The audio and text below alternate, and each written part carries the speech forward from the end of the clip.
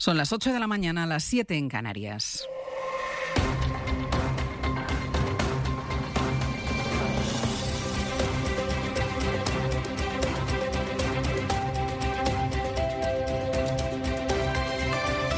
En la cadena SER,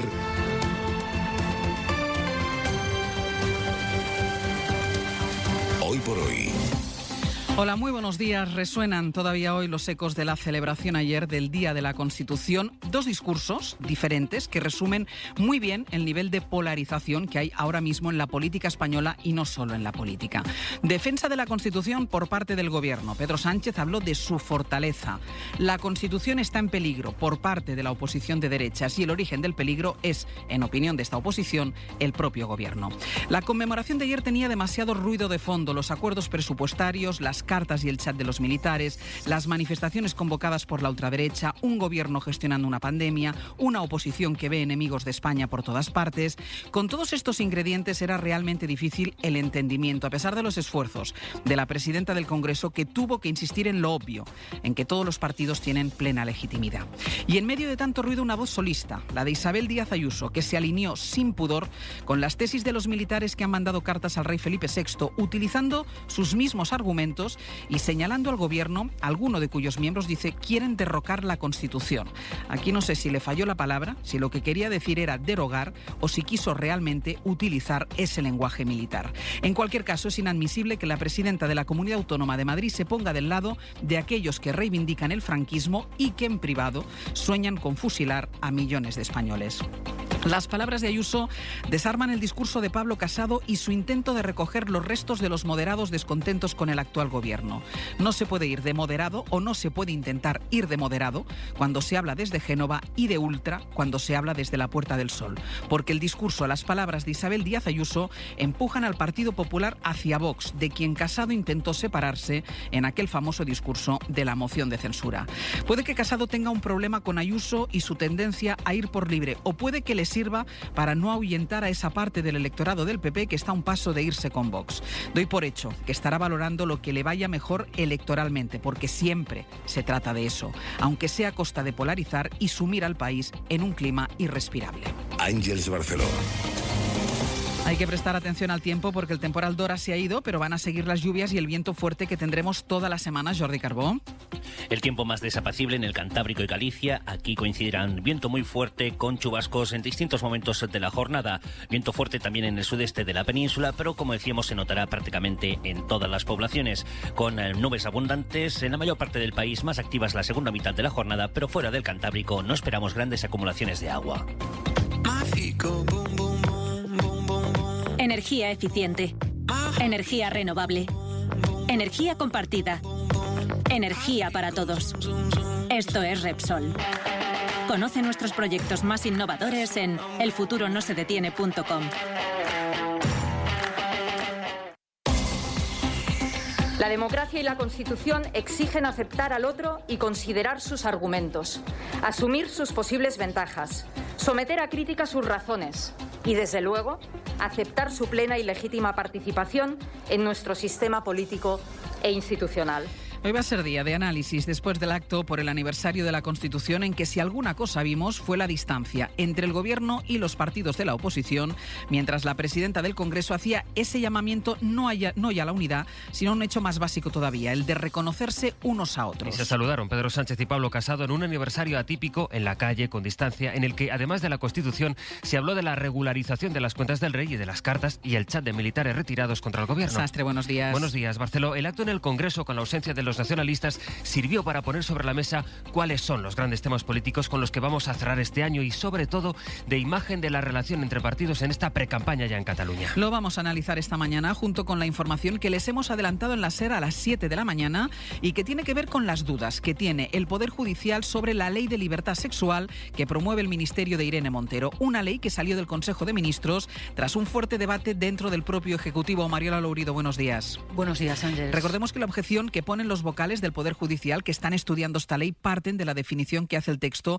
de lo que se entiende por consentimiento para una relación sexual. Más que definir cuándo hay consentimiento, lo que recoge la ley es cuándo no lo hay. Dice, se entenderá que no existe consentimiento cuando la víctima no haya manifestado libremente por actos exteriores, concluyentes e inequívocos su voluntad expresa de participar en el acto. ¿Cuál es la pega, Mariola?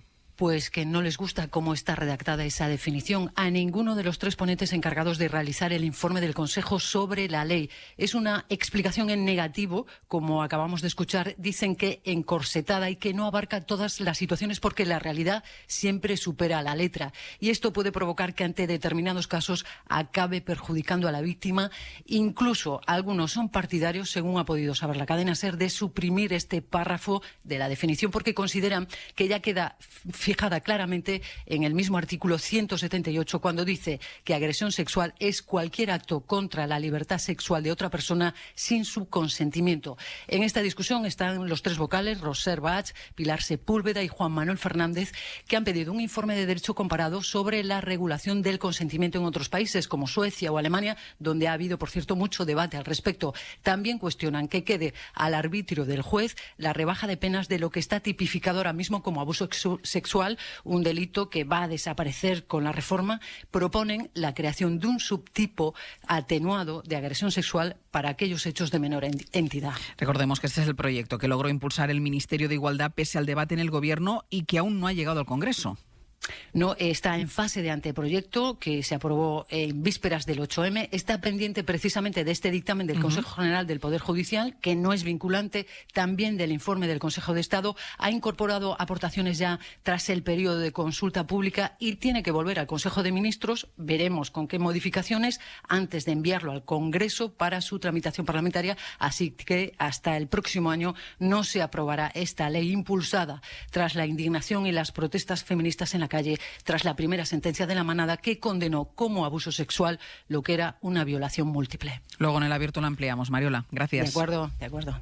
Pedirle desde el Gobierno a todos los actores políticos que celebremos este día, que cumplamos todos los días del año, del primero al último de los artículos de nuestra Constitución. Y este es el otro asunto en la crónica del lunes, los ecos del aniversario de la Constitución. Con argumentos coincidentes en los partidos de la oposición.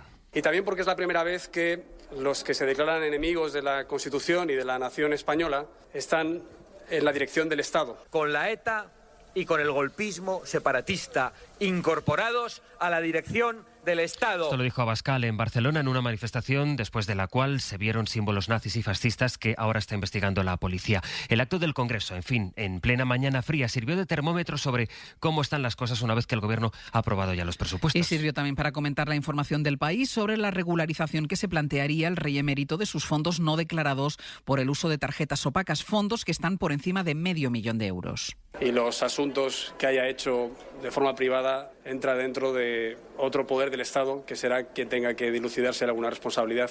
No tenemos especial opinión. Me imagino que el rey emérito tendrá derecho, como todos españoles, a acogerse a la normativa fiscal. Esto decían Casado y Espinosa de los Monteros. En el Gobierno, aunque Pedro Sánchez evitó referirse al asunto, admiten su incomodidad. Nieves Goicoechea, buenos días. Buenos días, Ángel. Sí, la situación fiscal del rey incomoda a gran parte del Gobierno, sobre todo a los ministros socialistas, mientras activa las pulsaciones republicanas del sector morado, empezando por el propio vicepresidente Pablo Iglesias, que en un tuit dijo aspirar a construir un horizonte republicano en España. Pedro Sánchez eludió responder. Un ministro socialista reconoció a la SER en voz baja y con cierto hartazgo que era un reconocimiento explícito de que el monarca emérito ha defraudado a Hacienda, y quien le puso la voz pública fue Pablo Echenique. Cuando el rey emérito está confesando que lo hace porque le han pillado y está confesando que ha defraudado a Hacienda. La prudencia que exhiben ayer el PP y el PSOE funciona igualmente en el Congreso, donde ambos partidos han paralizado hasta ahora la investigación del emérito que solicitan Unidas Podemos, Bildu y Esquerra Republicana. Como ven, esta información planeó ayer en el acto del Congreso junto a otro gran asunto, los manifiestos y el chat de militares retirados. Este fin de semana se han sumado más militares a un texto, el manifiesto, en el que tomaban distancias con ese chat, en el que se hablaba, ya saben, de fusilar a 26 millones de personas, lo decían de otra manera, pero suscribían en el manifiesto el rechazo al gobierno de fondo y advertían en él del riesgo que corre la unidad de España. Que es una idea esta de la que participa también, lo dijo en el mismo acto en defensa de la Constitución, la presidenta madrileña Díaz Ayuso.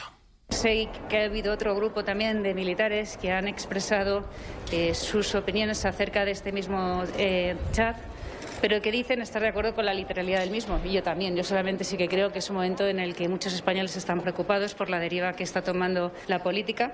Al margen de partidos políticos, sí que hay movimientos, incluso de miembros del Gobierno, que estarían de acuerdo con derrocarle esta Constitución. Le preguntaron a Casado si comparte eso, que el Gobierno quiere derrocar, que es la expresión de Ayuso, la Constitución.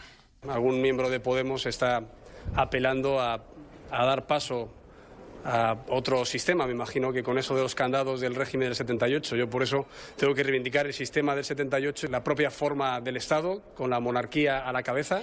En defensa insisten en que no hay riesgo de contagio entre los militares en activo, mientras más cargos retirados se van sumando al manifiesto. Ana Terradillos, buenos días. ¿Qué tal? Buenos días. Sí, en las últimas horas han sumado 10 generales almirantes y 157 personas más, entre ellas coroneles, también capitanes de navío, legionarios y soldados. En total, más de 400 personas, entre las que hay 47 oficiales generales. Los firmantes aseguran que el manifiesto va a seguir creciendo porque hay mucho malestar entre las filas de retirados, tanto con la ministra Robles como con el GEMAT. A la ministra Robles le reprochan que no ha sabido respetar su libertad de prensa y al jefe de los ejércitos que no ha salido en defensa de los que hasta hace bien poco eran sus jefes en activo. Fuentes del Gobierno aseguraban ayer que los medios de comunicación estamos dando mucha publicidad, tanto al chat como a las cartas, y sobre si tiene recorrido o no en la Fiscalía ese chat de militares retirados, aseguran que dependerá de si el Ministerio Público tiene en cuenta que el chat es individual.